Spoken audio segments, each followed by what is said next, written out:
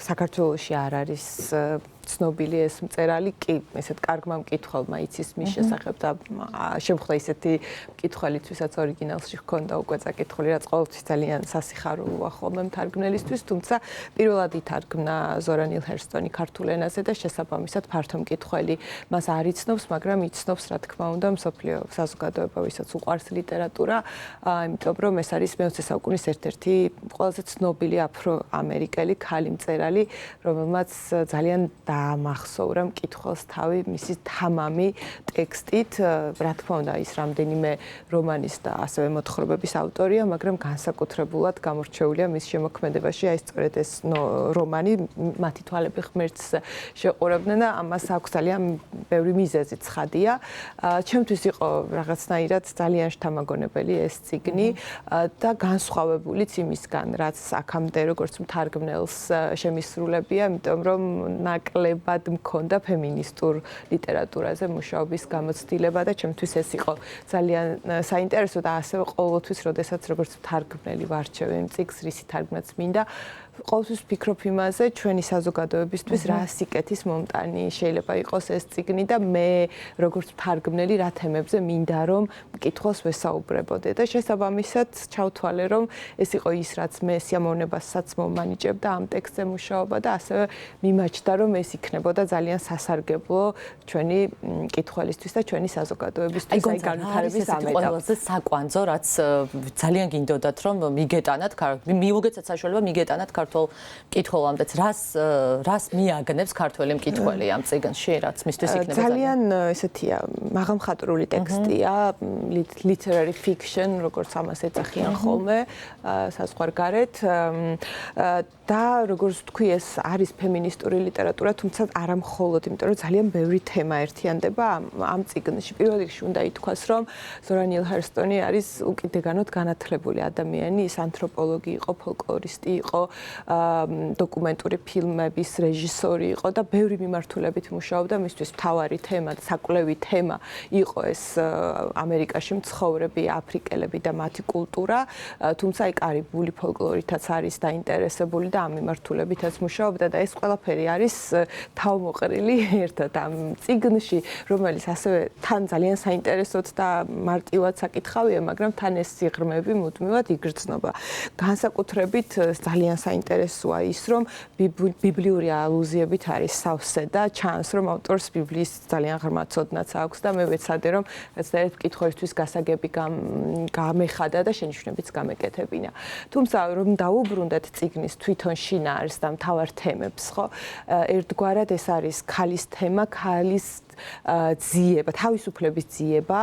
ერთი პერსონაჟის ჯენი კროფორდის ცხოვრების ხაზია აღწერილი, რომელიც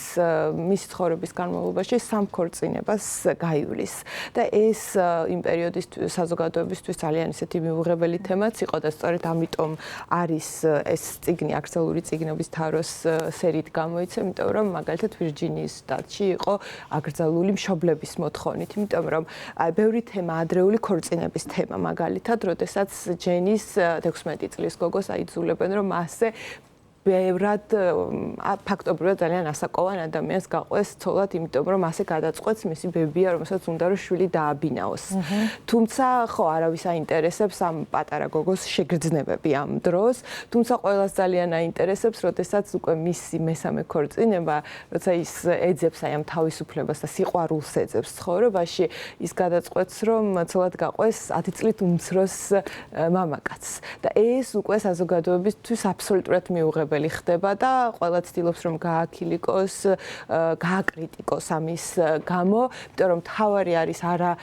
ადამიანის გრძნობები და ქალის გრძნობები, არამედ თავარი არის ის რომ რა კლიშეები არსებობს საზოგადოებაში და საზოგადოება სურს რომ ქალი დაემორჩილოს იმ ნორმებს, რაც მათი აზრით არის მიღებული. ამიტომ ეს არის მართლა საოცარი ისტორია სიყვარულის, როდესაც ეს ქალი, რომელსაც მართლა ძალიან რთული გზების გავლა უწევს და ეს მართლა პირველი იძულებითი ქორწინება დიდი დამღა უნდა ყოფილიყო მის ცხოვრებაში, მაგრამ ჯენი არ ნებდება და ის აი ამ ჯიქურად ასე ვთქვათ წინ მიიწევს და ცდილობს რომ ის რაც მას არავინ არასწავლა ოჯახმა, არასწავლა საზოგადოებამ თავად საკუთარი გამოცდილებით მიაგნოს ნამდვილ სიყვარულს. თუმცა აი სიყვარულის მიღმა ვთქვათ არის სხვა თემებიც, რაც ჩვენი საზოგადოებისთვის დღეს ძალიან საინტერესო შეიძლება იყოს და ეს უკავშირდება ჯენის მეორე ქორწინებას, როდესაც ის ცოლად მიყვება ძალიან ამბიციურ კაცს, რომელიც ხდება ერთ-ერთი ქალაქის მერი და აი ეს კაცი როგორ იცვლება ძალაუფლებაში და რა ემართება ძალაუფლებაში მყოფ ადამიანებს, როგორ ექცევა ის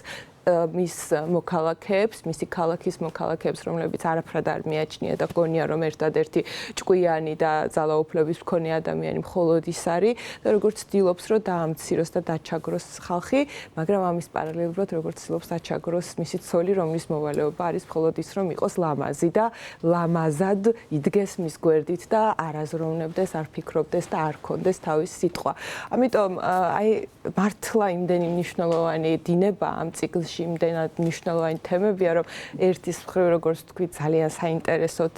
წასაკითხია, რთული წასაკითხი ტექსტი არ არის, მაგრამ მეორეს მხრივ არის ძალიან დიდი სიღრმეები. და ერთ ვიტყვი კიდე, როგორც მთარგმნელი, ჩემთვის ძალიან დიდი გამოწვევა იყო ამ ტექსტზე მუშაობა და ერთ-ერთი რთულად სამუშაო ტექსტი იყო და ვფიქრობ, რომ აუცილებლად უნდა აღვნიშნო ეს, იმიტომ რომ ვინც წაიკითხა უკვე ეს წიგნი, ამ თემაზე გქონდა საუბარი და ეს არის თვითონ პერსონაჟების ენა. იმიტომ რომ როგორც გითხარით, ძალიან ისეთი ლიტერატურული ტექსტია იმ ნაწილში, სადაც ავტორი საუბრობს, მაგრამ როდესაც პერსონაჟები საუბრობენ, ზორა ნილ ჰერსტონს გამოყენებული აქვს 8 სხვადასხვა დიალექტი, რომელზეც იმ პერიოდის ამერიკაში აფროამერიკელები საუბრობდნენ. და ეს იყო დიდი გამოწვევა, ეს დიალექტი როგორ უნდა გადმოსულიყო ქართულ ენაზე. რა თქმა უნდა, მე არ მინდოდა რომ ქართული დიალექტები გამომეყენებინა, იმიტომ რომ ეს იქნებოდა შეუსაბამო ენა აფროამერიკელი პერსონაჟისთვის, თუმცა გარკვეულწილად ვეცადე რომ აი ესეთი არალიტერატურული ენა შემექმნა ამ პერსონაჟებისთვის და შესაბამისად თავიდან შეიძლება გააჩნდეს იმის განცდა, რომ ან კორექტურა, ან შეცდომა, თუმცა სინამდვილეში ეს არის ის ენა, რომელ ენაზეც ეს პერსონაჟები ქართულად უკვე საუბრობენ და ამ მხრივ ჩემთვის ძალიან საინტერესოა მკითხველის შეფასება, ისინი როგორ მიიღებენ ამ ენას. გონცა დიდხანს იმუშავეთ ამ ტექსტზე, აი დაუშვათ ამ ტექსტზე მუშაობის ხარისხი, სხვა ტექსტებზე მუშაობის ხარისხი, თარგმანზე მუშაობის რაოდენობას, ხანგრძლივობას რო შევადაროთ, აი როგორი იყო ეს ამბავი? ძალიან დიდხანს ვიმუშავე ამ ტექსტზე და ტექსტის სპეციფიკიდან გამომდინარე, ენობრივი სირთულიდან გამომდინარე. ენობრივი სირთულიდან გამომდინარეც დაახლოებით ალბათ 4 წელი გაგრძელდა ეს ყველაფერი, იმიტომ რომ შუალედში გავჩერდი და ვთარგმნე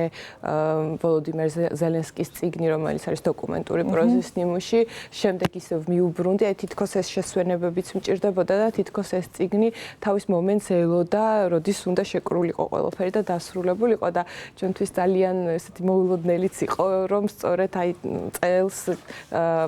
ჩემს ყოველდღიურ ცხოვრებაში საკმაოდ ესეთი რთული რეჟიმის დროს და არა მხოლოდ რთული რეჟიმის დროს, არამედ ფსიქოლოგიური თვალსაზრისითაც ხო, იმიტომ რომ ქვეყანაში მიმდინარე მოვლენები ძალიან დიდ გავლენას ახდენს ჩვენზე როგორც შემოქმედებზე, იმიტომ რომ ძალიან ბევრი ხელოვანი გეტყვით ამას, რომ ძალიან რთულია კონცენტრირდე საქმეზე, თუმცა ჩემთვის ერთგვარად როგორც აღმოჩნდა,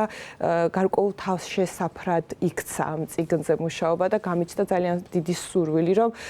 რაღაც საკუთარი თავისთვის დამემტკიცებინა, რომ შემიძლია კიდევ რომ შემოქმედებით საქმიანობას ვეწეოდე და ძალიან მომინდა, რომ აი ეს ყველაფერი წერტილი დამესვა სწორედ აი ამ დროს. და ეს გამოვიდა, წიგნი გამოიცა წელს და ხო, ძალიან დიდი იმედი მაქვს, რომ აი მართლა ამ ხელა გზა გავიარეთ ერთად. ფაქტობრივად წლები, რამაც სხვათა შორის ხშირად ხდება ხოლმე ესეთი რამე, რომ როდესაც მთარგმნელი მუშაობ ან წერა, როგორც ავტორი, ხო, ეს პერსონაჟები შენზე ახდენენ ძალიან დიდ გავლენას და შენს ცხოვრებაზე და მე ვფიქრობ, რომ ძალიან დიდი გამოცდილება მომცა ზორამ, როგორც მის მთარგმნელს, მაგრამ როგორც მის მკითხველსაც და ძალიან ბევრი რამ აი ამ წიგნიდან ჩემს ცხოვრებაშიც აისახა და იმედი მაქვს, რომ ღირსეულ ზორა ნილ ჰერსტონთან ერთად ეს გზა ღირსეულად გავიარე. გვანცა დიდი ხანი არ არის რაც დაისტამბა ეს წიგნი, მაგრამ ალბათ არიან უკვე პირველი მკითხველები, რომლებიც გაგიზიარებდნენ შთაბეჭდილებას. აი როგორი არის მათი აზრი? დაემთხვა თუ არა თქვენს მოლოდინებს მაშინ, როდესაც გადაწყვიტეთ რომ გეთარგმნათ ეს წიგნი? პირველი მკითხველები არიან ნამდვილად თბილისის წიგნის დღეებზე გამოჩნდა ეს წიგნი და მე ძალიან მოხარული ვარ რომ გამოცდილება ინტელექტის ბესტსელერებში 5 საუკეთესოდ გაყიდულ წიგნებს შორის აღმოჩნდა, ამიტომ ინტერესი იყო მაღალი, იმიტომ რომ მიუხედავად იმისა, როგორც თქვი, ქართულად ეს ავტორი აქამდე არ იყო გამოცემული, გარკვეული მოლოდინი ამ წიგნის და ამ ავტორის მიმართ არსებობდა, ეს აისახა მკითხველის აქტიურობაშიც ამ წიგნის მიმართ და უკვე აი სულ ცოტა ხნის წინ ნოემბერში გამოჩნდა პირველად ეს წიგნი, მაგრამ უკვე ხვდებიან ადამიანები, მათ შორის აი რუსთაველზეც, უფრო მეტად რუსთაველზე აქციის დროს ხვდებიან ისეთი ადამიანები, რომლებმაც მითხრეს, რომ წაიკითხეს, რომ იკითხება ძალიან სწრაფად და ძალიან ჩამთრევი ტექსტია, ძალიან საინტერესო ტექსტია, ვისაუბროთ სხვათა შორის აი ამ ენობრივ ნიუანსებზე, იმიტომ რომ მე მართლა ჩემთვის ეს იმდენ დიდი გამოწვევა იყო, რომ სულ მაინტერესებს მკითხველმა როგორ მიიღო და მიხარია რომ ამბობენ, რომ ეს ენა მათთვის ბუნებრივად ჟღერდა ამ პერსონაჟებისთვის. შესაბამისად, ველოდები, რა თქმა უნდა, ეს მხოლოდ დასაწყისია და ველოდები სხვა ადამიანების შეფასებებსაც. და ვნახოთ, იმედი მაქვს, რომ ამ წიგნს შეიყვარებს მკითხველი და მართლა მიიღებს იმ გზავნილებს და გაითავისებს იმ გზავნილებს, რომელიც ავტორმა ჩადო ამ წიგნში 1 საუკუნის წინ, თუმცა დღესაც ისეთივე აქტუალურია, როგორც მაშინ.